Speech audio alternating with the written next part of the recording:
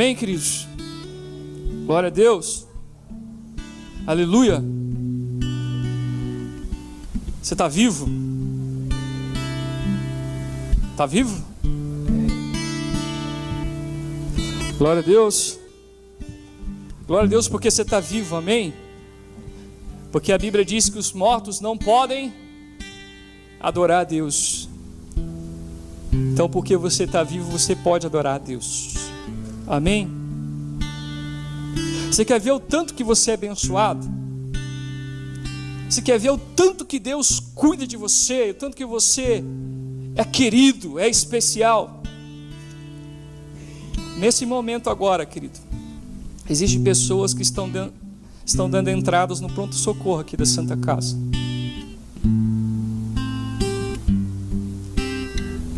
Nesse momento agora, existem pessoas que estão batendo seus carros e enterrando seus filhos. Neste momento agora, existe velório na cidade, existe morte na cidade, existe destruição na cidade, existe enfermidade na cidade, mas você está aqui. A sua família está aqui. Já é um motivo para você se alegar na presença do Senhor e dar o que você tem de melhor para Ele, que é a sua vida. Já é motivo para você se render a Deus e dizer: Deus, muito obrigado, porque o Senhor cuida de mim, porque o Senhor vela por cumprir a sua palavra na minha vida. Bem da verdade, Deus também ama as pessoas que estão no caos ali fora, mas graças à misericórdia do Senhor, Ele tem nos livrado. E isso para nós, querido, já é motivo suficiente para adorarmos a Deus e dizer: Senhor, muito obrigado pela Tua presença. Muito obrigado, Senhor, pela Tua presença. Um coração grato a Deus, querido, é uma terra fértil para os milagres de Deus. Uma família grata a Deus, rendida a Deus, entregue a Deus, querido, é uma terra fértil para multiplicar a palavra do Senhor, os ensinamentos do Senhor. Então, aonde você estiver, nunca se esqueça disso, de que você está de pé e você está vivo, porque o Senhor tem te sustentado. Glória a Deus. Não sei porque eu estou falando assim, igual padre, mas glória a Deus. Você que trouxe a tua Bíblia, né? A gente começa a falar, eu pedi para o irmão Marcelinho tocar um dedilhado ali, a gente meio que começa a entrar na dimensão do toque e vai falando assim lentamente, né? Deixa isso para os pastores, né? Os pastores que pregam, né? Uma voz suave. Mas você não é pastor? Eu sou pastor. Também sou pastor, mas eu sou de um outro tipo de pastor, né? Sou daquele pastor que bato.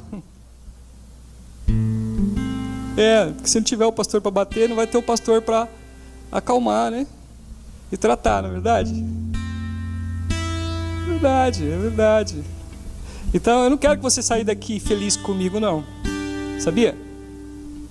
Eu não quero que você saia daqui feliz comigo, não. Eu quero que você saia daqui com a pulga atrás da orelha. Fala: o que esse cara falou? O que esse cara está falando? Eu quero que você saia assim, sabe? Não triste e bravo com o pregador, mas triste e bravo com a vida que você está vivendo. Você saia daqui assim: eu não posso mais viver dessa forma.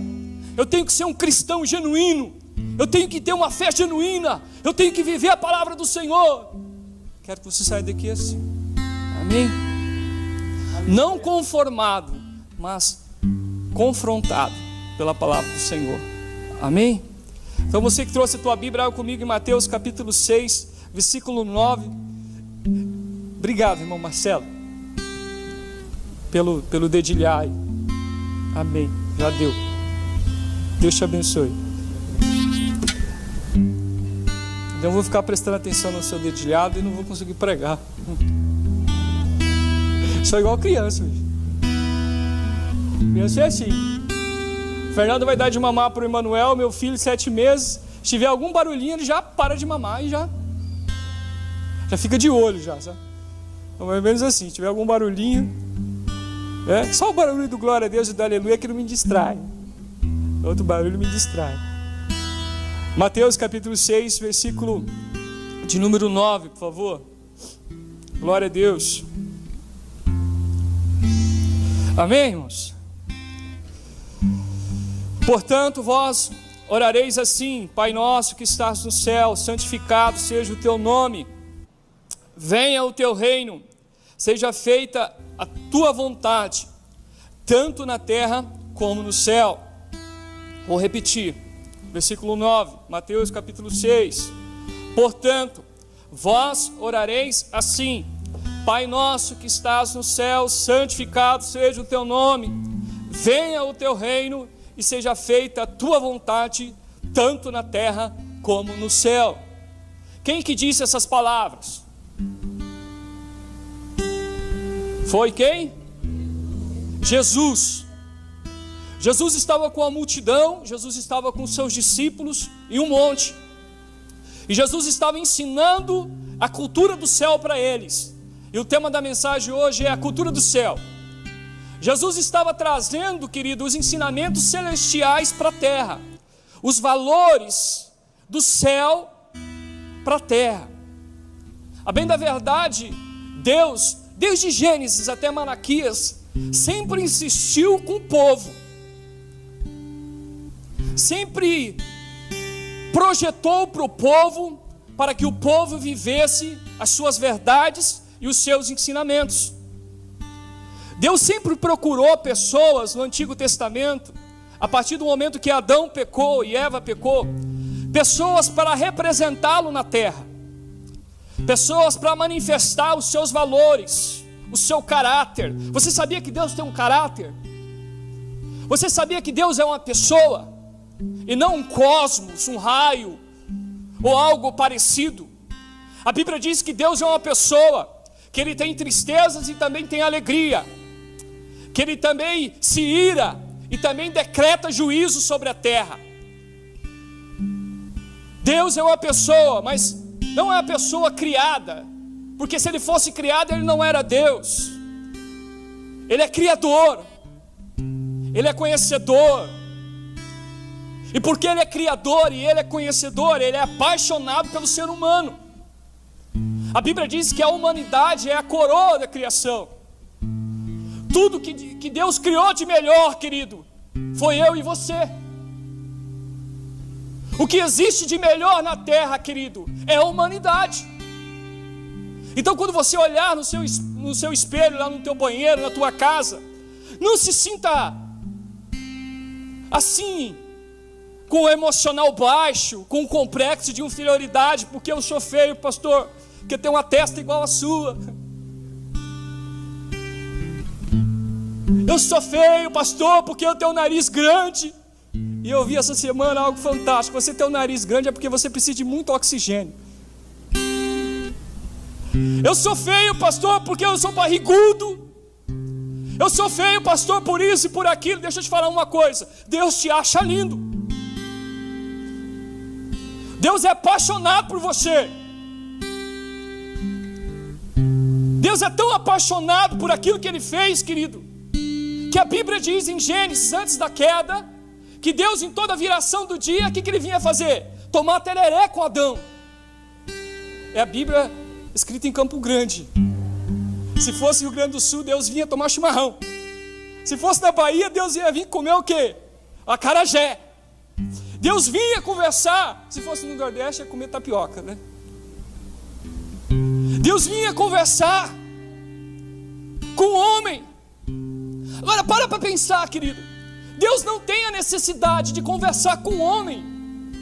Deus não tem a necessidade de ter a humanidade obedecendo a Ele, porque Ele é Deus, Ele tem tudo. Ele é o dono de tudo. Os céus, a terra lhe pertencem. Mas porque Ele é apaixonado por gente, porque Ele é apaixonado por ser humano, Ele vinha na viração do dia conversar com Adão e com Eva. Imagine, querido, Você está lá no jardim plantando, comendo fruto, e o teu conselheiro, o teu discipulador é Deus. Você tinha Deus para te orientar.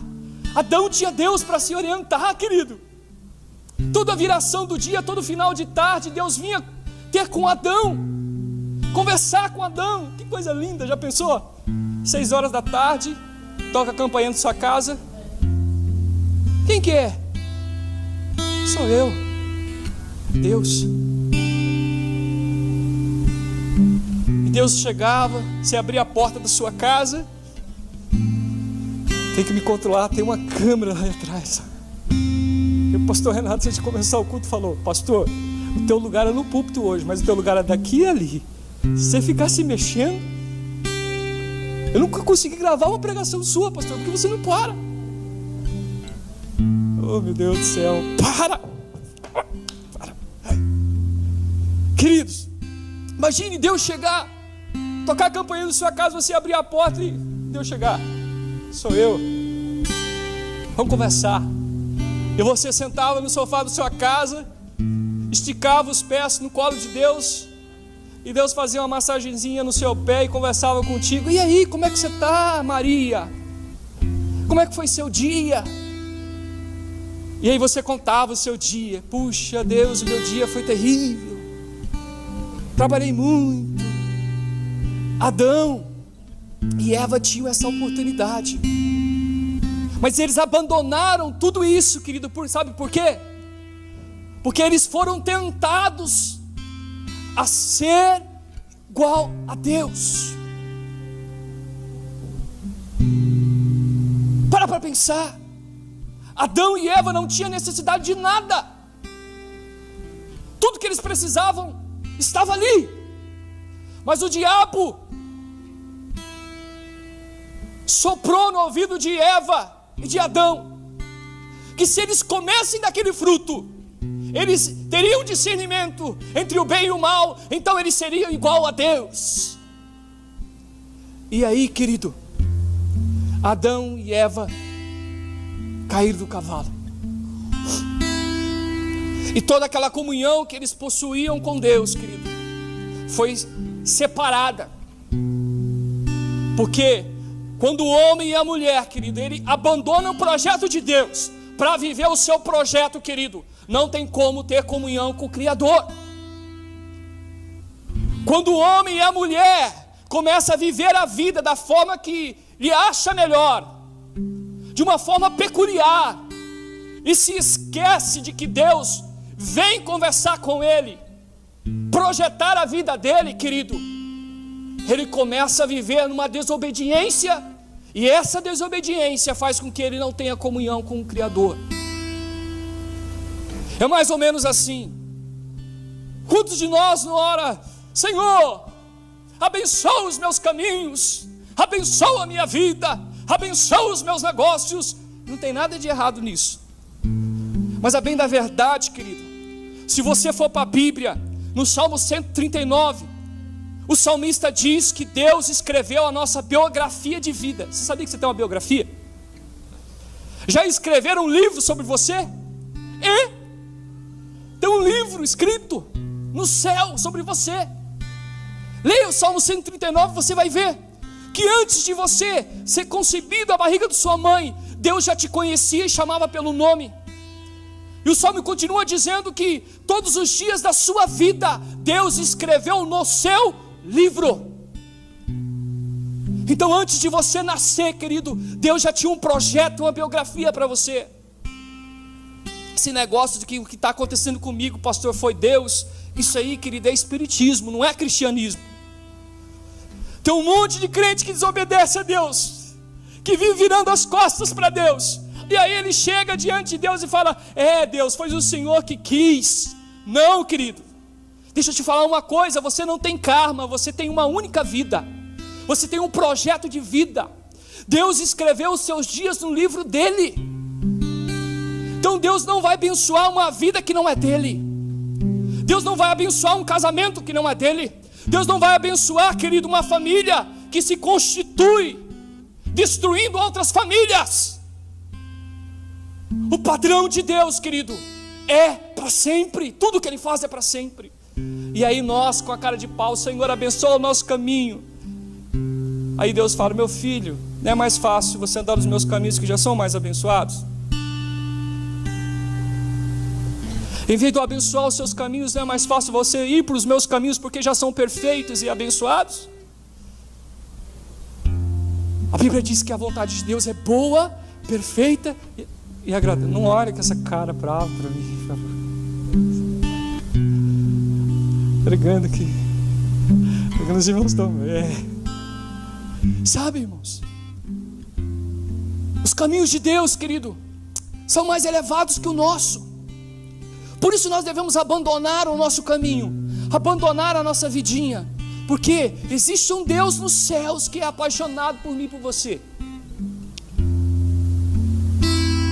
E Deus, em toda a Bíblia, nos 39 livros do Antigo Testamento, de Gênesis a Malaquias, Ele foi chamando pessoas para representá-lo, pessoas para trazer a cultura do céu para a terra, pessoas para trazer os valores de Cristo para a terra.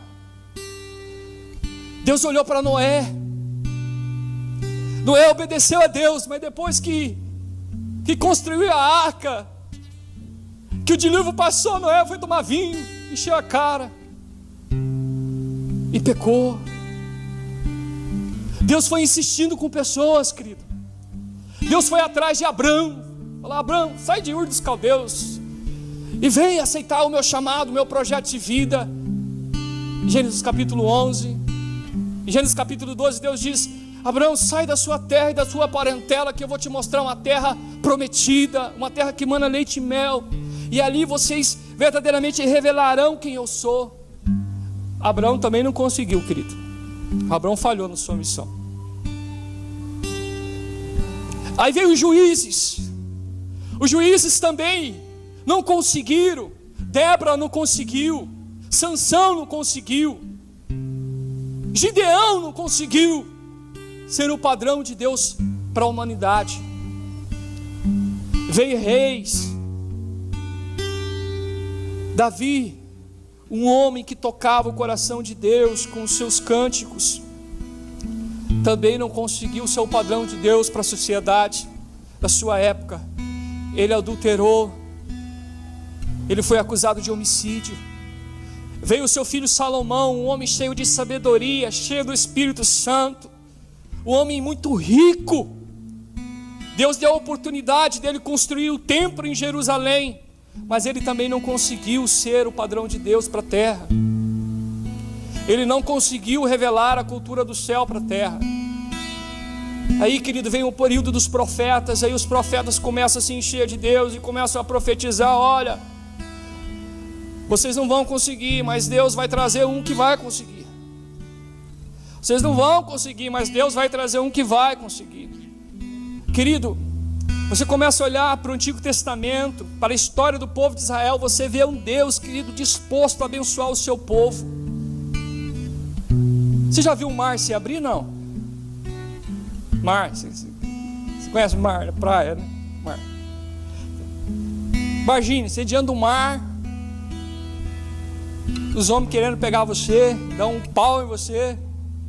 De repente Deus fala: filho, entra por aqui, ó. E Deus abre um caminho no mar. Esse povo viu. Querido, Israel viu tantos milagres, querido, que a gente nem consegue imaginar.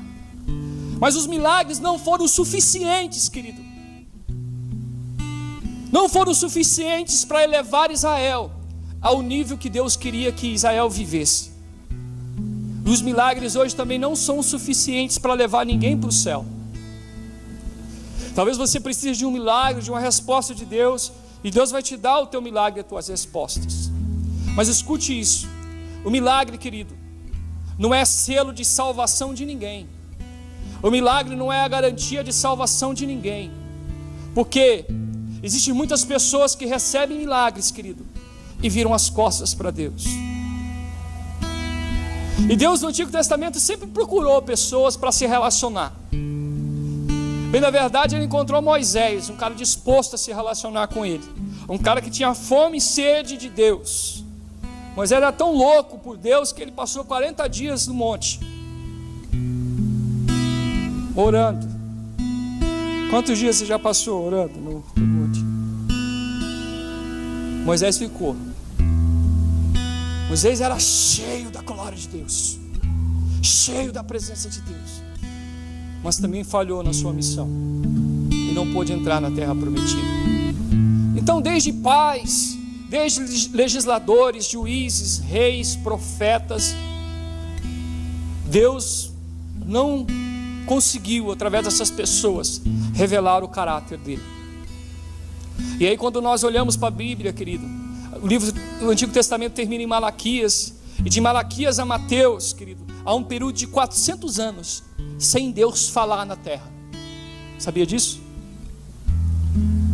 Do período bíblico de Malaquias, o último livro do Antigo Testamento, ao livro de Mateus, há um período de 400 anos que Deus silenciou. Imagino, começa a conjecturar Deus olhou para Abraão e falou: agora vai. Deus olhou para Moisés, agora vai. Deus olhou para Davi, agora vai, e não ia. E o propósito de remissão, de salvação, de restauração do povo, da humanidade, querido, não era revelado. E aí em Malaquias, Deus resolve dar um tempo com a humanidade. Mais ou menos assim, Deus diz: vocês querem viver a vida de vocês? Então vivam. Querido, e foi um período terrível para a humanidade, o período que Deus silenciou. E aí o livro de Mateus, querido, 400 anos depois, começa com um anúncio de um homem chamado João Batista, anunciando um reino de Deus.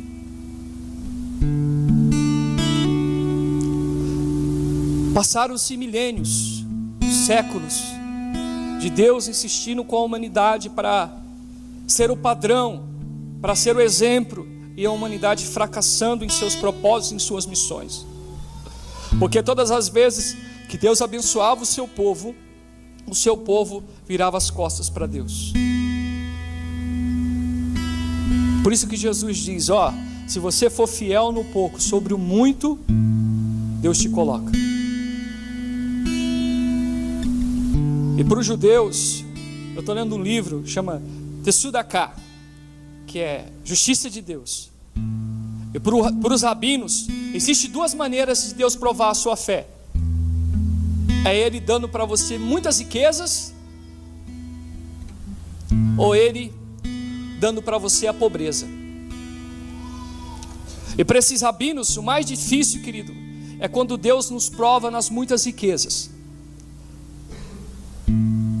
Porque quando Deus começa a abrir os céus e nos encher de dinheiro, querido, nós corremos o risco de se tornarmos o nosso Deus, e não fazemos que o propósito de Deus seja cumprido. Qual que é o propósito de Deus? Enriquecer uma pessoa, que ela seja provisão para quem não tem provisão. Então, querido, para a pessoa que é rica, muito rica, ela tem entrada em fechar as mãos para as coisas de Deus, para o necessitado, para aquele que verdadeiramente precisa de uma ajuda. E a outra forma é a pobreza. Deus nos prova também na pobreza, sabia?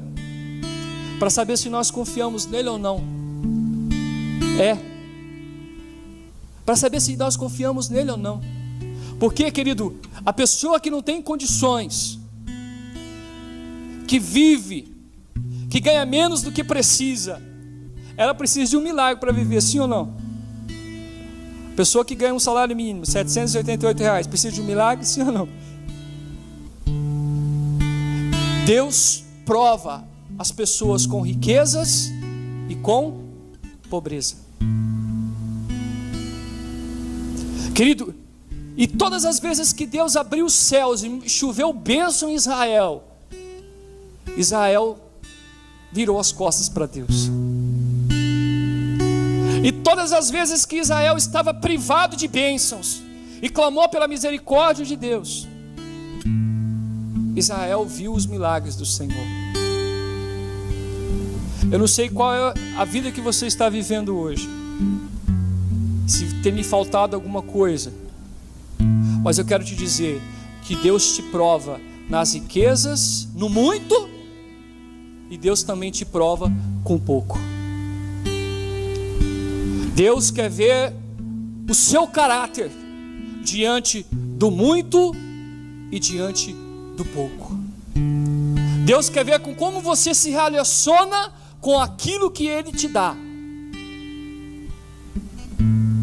Se as posses que Deus te dá, elas governam a sua vida, querido, escute isso, você está num caminho perigoso. Agora, se os recursos que Deus te dá, você usa para o conforto da sua família, e não para por aí, você usa para abençoar a outras pessoas, você está abrindo a porta para que haja multiplicação na sua vida. Ou você que está vivendo com uma necessidade financeira muito grande, deixa eu te falar uma coisa, não murmure. A murmuração atrasa a bênção de Deus, sabia? Vira para a pessoa que está do teu lado e diga para ela: a murmuração atrasa a bênção de Deus. Vamos montar um teatrinho aqui. Vamos supor que o Marcelinho ali, o meu irmão gêmeo, ele está orando a Deus. Eu preciso de um milagre. Você não deve estar orando, né, Marcelo? Por isso. Mas vamos supor, eu preciso de uma provisão, e Deus está provando ele, Deus está provando o caráter dele. Ele continua respeitando a esposa, ele continua respeitando o filho, porque você quer ver se o homem é manso, tira o dinheiro da carteira dele. Irmão, você quer ver se o homem é manso, tira o dinheiro da carteira dele. A esposa pede um negócio, compra um litro de óleo, vai de novo. Meu Deus do céu, você está usando óleo para pôr no carro? Amor, eu preciso comprar um sapatinho. Mas você parece uma centopeia, tem 100 pares de sapato, ainda quer mais, sabe? O homem, querido, quando ele está vivendo uma crise financeira, ele é sensível à voz da sua esposa e ao pedido dos seus filhos. Querido, aí o Marcelinho está orando a Deus: Senhor, me dá um milagre, me dá a bênção, me dá uma provisão financeira. Aí Deus fala: puxa, olha lá, ele está lá na terra, ele tem recebido pouco, mas ele tem cuidado da sua esposa, ele tem cuidado dos seus filhos, ele tem sido fiel na minha obra. Vai lá, Miguel, vai lá, leva a bênção. Aí vem Miguel, os anjos são mais cabeludos que eu, pelo menos nos desenhos, né? Eles são. Aí o anjo está chegando e de repente dá um piti no Marcelinho. Ele começa: sabe de uma coisa? Esse negócio de orar a Deus, esse negócio de ser bonzinho, você não leva nada a ninguém, não. Eu vou ser duro. Assim como o faraó foi duro com Israel, eu vou ser duro na minha casa. Querida, o anjo está vindo. Aí de repente Deus: Miguel, dá um tempo, dá um tempinho, Miguel, dá um tempinho, porque eu acho que a maionese do cara lá está azedando. Sabe, querido, a bênção está chegando, mas o que a murmuração faz? Ela atrasa o milagre na nossa vida. Querido, Israel ficou andando 40 dias em torno de uma terra, a terra prometida. 40 dias, desculpa, 40 anos. 40 anos em volta de uma terra prometida. Deus tirou eles do Egito. Deus ia levar eles para a terra prometida. Os caras chegaram diante da terra prometida. Escute isso. E ficaram 40 anos andando em volta da terra. Está registrado em Êxodo. 40 anos, irmão. Quantos anos você vai ficar esperando sua bênção? Irmão, a bênção era para o dia, era para já. Mas Israel começou a reclamar e a murmurar. a reclamar de Deus. Aí a Bíblia diz que Israel passou 40 anos andando em círculo, e aquela geração adulta que saiu do Egito, com exceção de Josué e Calebe, morreram no deserto e não entraram na terra prometida. A cultura do céu, querido, não há espaço para murmuração, porque a murmuração, ela traz a bênção do Senhor. Amém? Está doído, está doendo, Senhor, me ajuda, me dá força, mas eu não vou reprovar na prova. Aluno que não consegue média na escola, o que acontece com ele? Reprova, porque o professor é ruim, porque ele não estudou. Então todas as vezes que Deus nos prova, querido, Deus quer nos aprovar, Deus quer nos recompensar. Qual que é a sua prova? Qual que é o seu problema? Qual que é a sua dificuldade? Qual que é o seu desafio? O que você está vivendo? Começa, querido, a trazer o céu para perto de você. Começa a trazer os ensinamentos de Deus para dentro da sua casa, da sua família, do seu casamento, da sua empresa. Começa a trazer. Começa a trazer. Querido, João aponta para Jesus e diz: esse é o cara. Esse Jesus vai ensinar vocês como que vocês vão ter que proceder. E aí chega Jesus, querido, e começa a ensinar o seu povo sobre os valores eternos de Deus, querido. E ele chama o seu povo para orar. Você sabe orar? Hã? Sabe ou não? Quem aqui sabe orar? Sabe orar ou não? Como é que você ora? Magnífico Deus, Todo-Poderoso, Excelentíssimo, Criador de tudo. Como é que você ora? Que tem uns caras que querem impressionar Deus, né? Sim ou não? Tem uns caras que querem chegar primeiro, né? Quando vai chegar diante de Deus assim, principalmente se está em grupo, né? Maravilhoso, excelso e sublime. É meio tipo um Deus Jaspion, assim, um negócio meio de... Não é assim, é cara que impressionar Deus, né? Aí Jesus começou a ensinar os seus discípulos e o povo como que eles deviam orar, sabia? E como que eles deviam viver a cultura do céu. Primeira coisa que os discípulos receberam foi o seguinte: no Antigo Testamento, Deus é o Todo-Poderoso, Deus é o Criador de tudo, Deus ordena e tudo obedece. Agora, através de Jesus, Deus, você sabe quem que é? É o Pai. Ah, irmão. E quando Deus diz assim, ó, Jesus diz assim: Pai nosso que estás no céu, a casa cai para os discípulos, sabe por quê? Porque o nosso Pai nos conhece, sim ou não? Você pode ser quem você quer que você seja, aqui no nosso meio, mas seu Pai sabe quem é você. Amém? Você pode esconder de todo mundo o seu podre, mas o seu Pai sabe. Você chega em casa, na casa do seu pai, se teu pai, sua mãe é vivo, ela sabe se você está bem ou está mal, só de olhar para você, sim ou não? Por quê? Porque você teve um período longo de intimidade com ele. Ele limpou o seu bumbum cagado, trocou suas fraldas. Ele sabe quem que é você. E você pode chegar na pampa de um doutor. Eu sou doutor agora, eu sou gerente da mercearia ali do bairro. Mas para o teu pai você é filho. Ele conhece você. Não adianta você querer imitar um personagem. Ele é pai, ele sabe quem é você.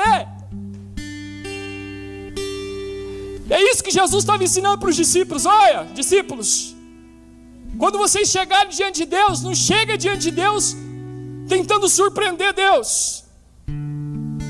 Chega diante de Deus e chama assim: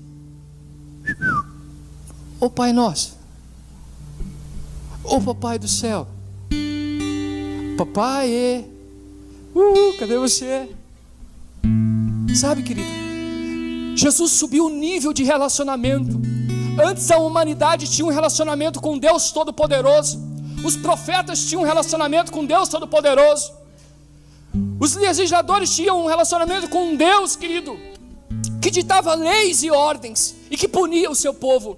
Mas agora Deus em Jesus, Ele sobe o nível e faz com que a humanidade, os seus filhos, o chamem de Pai. E para muitos de nós, querido, essa palavra Pai, ela machuca, sabia? Jesus é a personificação do Pai nosso que estás nos céus. Se você não teve um bom relacionamento com seu pai, você sabe onde isso vai refletir? No teu relacionamento com Deus. Existem pessoas que têm dificuldade de enxergar Deus como pai, por quê? Porque o seu pai foi ausente. O seu pai prometia as coisas e não cumpria. O seu pai foi violento. O seu pai foi desrespeitoso. O seu pai foi um ignorante. E todas as vezes que você olha para Deus, você não consegue ver Deus como pai. Por quê? Porque você veio de um convívio familiar problemático. Você teve problemas de relacionamento com seu pai. Por isso que quando você está com um problema, com uma dificuldade, querido, você tem medo. Medo de que as coisas não vão acontecer, sabe por quê? Porque o pai terreno falhou com você. O pai terreno pode ter decepcionado você. E essa confiança você não consegue, querido, restaurar, porque existe um bloqueio na sua alma. Eu creio que hoje, querido, Jesus quer que você ore assim: Senhor, Pai nosso. Amém? Como que foi o teu relacionamento com o teu pai? Você conseguia abraçar seu pai e beijar seu pai? Você conseguia fazer um cafunézinho no seu pai? Você conseguia fazer massagem no pé do seu pai? Eu não consegui, no meu. Você consegue isso? Existe uma barreira, não existe? Entre você e seu pai. E essa barreira, querido, foram sendo levantadas através das decepções que vocês tiveram um com o outro. Então, para você cantar a Deus, você não tem problema com isso. Mas para você adorar o Pai Nosso, isso traz algumas dificuldades para você. E Jesus veio humanizar isso. Jesus veio trazer Deus para mais perto de nós. Jesus veio trazer o Pai Nosso. Por isso que os seus conflitos interiores, que diz respeito ao Pai, querido, eles precisam ser restaurados através do perdão, através da humilhação. Se você não conversa com teu pai, se você já teve brigas com teu pai, se as coisas estão mal resolvidas, eu quero te dizer uma coisa: Jesus é o nosso padrão, é o nosso modelo. E se Ele quer que nós chamamos Deus de Pai, querido, se o Pai é nosso, nós precisamos trazer esse relacionamento para a nossa família, para o convívio familiar nosso. Aleluia. Não tem como dizer que eu tenho intimidade com Deus e não tenho intimidade com meu Pai terreno. Não tem como eu dizer que tenho intimidade com o Pai dos céus e não tenho com o Pai terreno. Talvez esteja aí uma das coisas que você precisa restaurar na sua vida: o relacionamento pai e filho. Talvez você precise se humilhar e pedir perdão e dizer: Pai, me perdoa. Querido, esse é o ponto. Nós precisamos, como seres humanos, nos voltar para Deus. E para o rabino, querido, para o judeu, a salvação ela vem de 3 formas. A primeira delas é com arrependimento. Arrependimento. A volta às práticas da Torá, das leis de Deus. Nada vai acontecer na tua vida sem que antes você restaure o teu relacionamento familiar. Nada demais vai acontecer na sua casa, querido, escute isso. sem que antes você traga a união para dentro da sua casa, para dentro do seu relacionamento. Porque Deus diz, o Pai, e Jesus é o modelo de filho. E Jesus traz o Pai para perto. Então nesta noite eu quero te pedir, você homem, você mulher, olhe para dentro da tua alma, do teu coração. Vê se tem faltado alguma coisa no teu relacionamento com teu pai terreno. Pode fechar os teus olhos, por favor. Se os teus pais são vivos. Quando eu digo pai, eu estou falando pai e mãe. Tem faltado alguma coisa? Será que você não precisa fazer mais por ele? Será que não é chegada a hora de você começar a revelar o amor que você tem pelo seu pai? Seu pai não é mais o cara, nem mais o Senhor. Seu pai agora é pai. De você se aproximar do seu pai como um filho que ama o seu pai e dizer: pai, eu quero viver uma vida diferente da qual eu tenho vivido até aqui. Jesus trouxe os ensinamentos para mim e eu quero viver. Jesus respeitava o pai dele.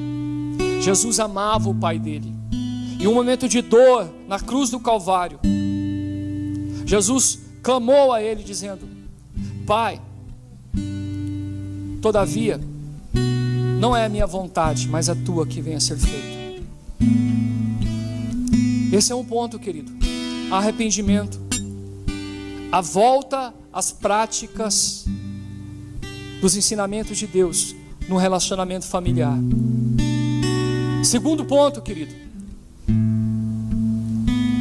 você não vai se voltar para Deus sem orar. Você precisa ter uma vida de oração. Você precisa começar a falar com Deus, querido. O Pai Nosso é uma oração. Jesus disse para os discípulos: olha, vocês entrem num quarto de vocês, fechem a porta e ore ao Pai que está em secreto, e o Pai que está em secreto vos recompensará. Se você não conversar com o seu pai, querido, o teu pai não poderá trazer aquilo que você precisa. Precisa haver um diálogo, uma oração. Jesus conversava muito com seu pai. Jesus tinha um diálogo franco com seu pai. Jesus contava para o seu pai as suas alegrias e as suas tristezas. Nós precisamos trazer, querido, esta oração do Pai Nosso para a prática de fé na nossa casa, na nossa vida diária. Quantos minutos você passa orando por dia? Quantos minutos você passa na presença de Deus, contando para Deus aquilo que está no seu coração? Jesus disse: ó, para tudo, precisa ter um tempo no teu dia que você vai ter que parar tudo, entrar no teu quarto e orar, porque senão, querido, os céus não vão se abrir sobre você. E deixa eu te falar uma coisa, querido, oração não é um monólogo, é um diálogo, amém? Pastor, as minhas coisas com Deus é rapidinho, pastor, eu chego, falo e pronto. Minha oração com Deus é igual miojo, pastor, 3 minutinhos, ó, pum, e já está pronta. Se o teu filho conversar com você só 3 minutos por dia, o que você acha da ideia? Se o teu filho procurar você só quando você precisa de ele precisa de um presente, o que você acha da ideia? O que você acha da ideia se teu filho procurar você só quando ele precisar de um milagre? Com que olhos você vai olhar para o teu filho? E é assim, muitas das vezes nós agimos com o Pai Nosso. Nós chegamos até Ele, querido, somente quando nós precisamos de uma bênção grande. Jesus está nos ensinando, querido, a orar todos os dias. Nós já estamos terminando. Então nós precisamos elevar o nível. Nós precisamos ter uma vida de oração, amém? Amém? Homem, cadê os homens aqui?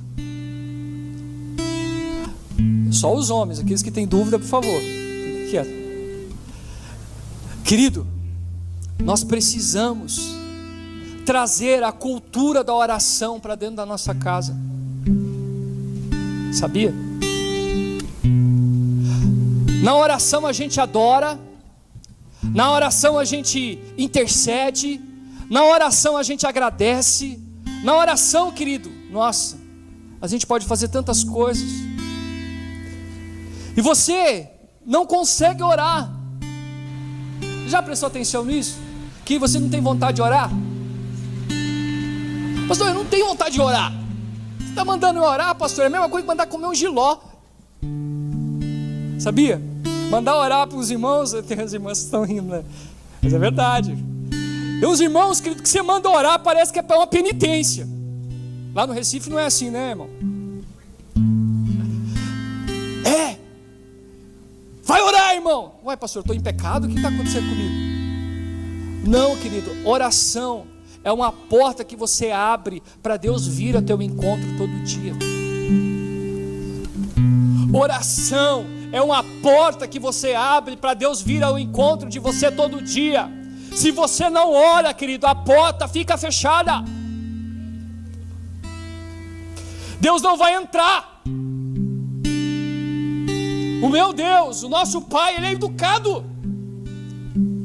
Ele não vai entrar no quarto sem bater. Então quando você ora, você abre uma porta para Deus entrar na sua casa e na sua vida. É o segundo passo, querido, para nós atrairmos o céu, a cultura do céu, os valores do céu para o nosso casamento, para a nossa família, para a nossa casa, é a oração. Por isso que você tem luta na oração, você não consegue orar.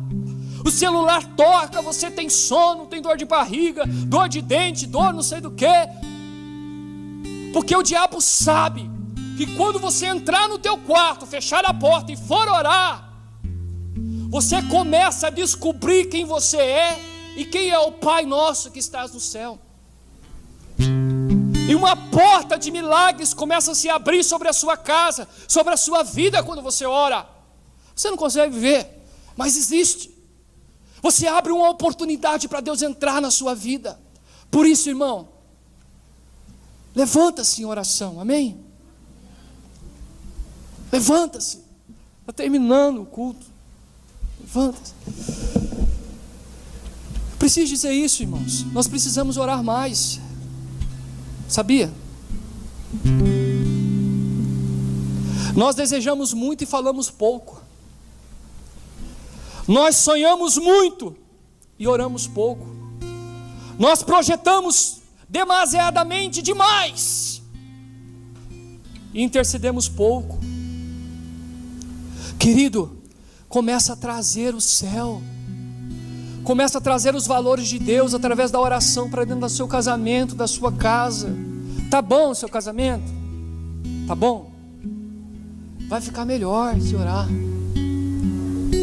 O seu relacionamento com o filho tá bom? Querido, se você subir o nível em Deus, querido, o relacionamento com a sua família vai ser muito melhor. Então, você precisa orar. Você precisa trazer Deus para você, para dentro da sua casa, do seu convívio. Amém? Sendo assim, querido, a vontade de Deus que acontece no céu vai vir sobre você e vai acontecer na terra. Pode se colocar de pé em nome de Jesus.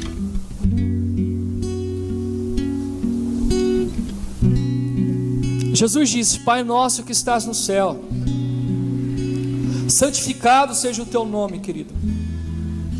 Você só vai conhecer a Deus quando você se separar para Ele, querido. Isso é santidade. Santidade é alguém se separar para Deus. E Jesus estava pedindo isso para os discípulos: olha, discípulos, orem a mim, Pai nosso, mas que meu nome venha a ser santificado na vida de vocês, que vocês venham se separar para mim. Amém, querido? Quantos aqui querem se separar para Deus? Deus está abençoando a vida de vocês, eu sei que não tem faltado nada para vocês, mas existe o projeto de Deus para você. E o projeto de Deus, querido, é levar você de nível, é levar você de nível, é levar você de nível, é tirar os seus olhos um pouco desta terra aqui, querido, e fazer você enxergar o céu. Porque se você, querido, descobrir o fim de tudo, você não vai mais se preocupar com nada. Em Apocalipse, querido, nós temos revelado o céu, o fim. É para ali que nós vamos. Amém? É para o céu que nós vamos. É para ali. As coisas na sua vida,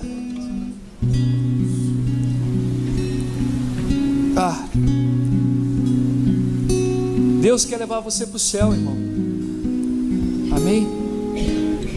Pai nosso que estás no céu, santificado seja o teu nome, venha o teu reino, e seja feita a tua vontade, assim na terra como no céu. No céu tem doença? Vou perguntar para vocês respondem para mim. No céu tem doença? No céu tem preocupação? No céu tem medo? No céu tem dúvidas? No céu tem angústia? Esse é o desejo de Deus para vocês, que vocês não tenham isso, querido, porque assim como a vontade de Deus acontece no céu, assim Deus quer que aconteça na sua vida. Vamos adorar a Deus com essa canção? Deus vai se manifestar na sua vida hoje.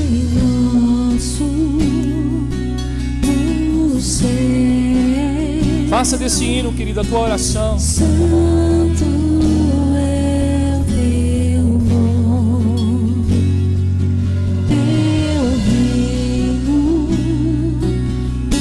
buscamos, tua vontade seja feita na terra como é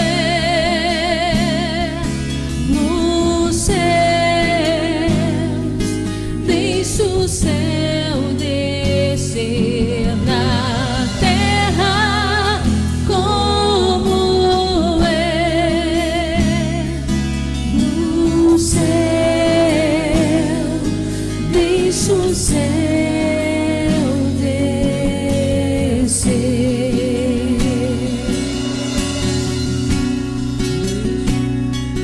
Pai nosso nos céus, santo é o teu nome, teu reino buscamos, tua vontade seja feita na terra como é nos céus. Deixa o céu descer.